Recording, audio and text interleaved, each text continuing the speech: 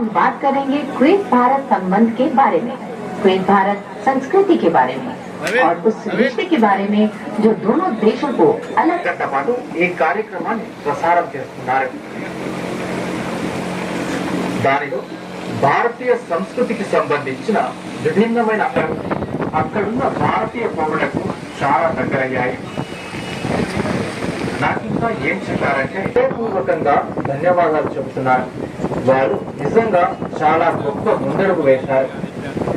మిత్రులారా, ఇవాళ ప్రపంచవ్యాప్తంగా మన సంస్కృతిని ఏ విధంగా గౌరవిస్తున్నారో చూస్తే ఏ భారతీయుడికైనా సంతోషం కలగకుండా ఎలా ఉంటుంది? అలాగే తుర్క్మెనిస్తాన్ లో ఈ సంవత్సరం మే నెలలో అక్కడి జాతీయ కవి 300వ జయంతి ఉత్సవాలు జరిగాయి. ప్రపంచంలోని 24 మంది సుప్రసిద్ధులైన కవుల విగ్రహాలను ఆవిష్కరించారు.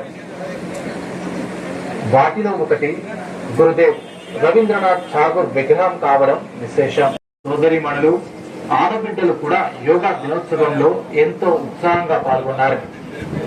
యోగా దినోత్సవం ఏర్పాట్లు ముందడుగు వేస్తూ ఉన్న తరుణంలో అడుగడుగున రికార్డులు బద్దలవుతూ వచ్చాయి. ప్రపంచవ్యాప్తంగా యోగా దినోత్సవం అనేక లాభాలు సాధించింది. సౌదీ అరేబియాలో ఓ మహిళ అల్ హనఫ్ సారథ్యంలో కామన్ యోగా ప్రోటోకాల్ రూపుదిద్దుకుని అభ్యసిస్తే సరిపోదు. మీరంతా నియమబద్ధంగా యోగా చేయండి. దాని ప్రపంచవ్యాప్తంగా చాలా డిమాండ్ ఉంది. అలాగే మనం ఏదైనా మన స్థానిక ఉత్పత్తిని ప్రపంచ స్థాయికి చేరడాన్ని చూసినప్పుడు అసలు దీని రుచి గురించి నన్ను అడగకండి. చాలా అద్భుతంగా ఉంటుంది కాఫీ.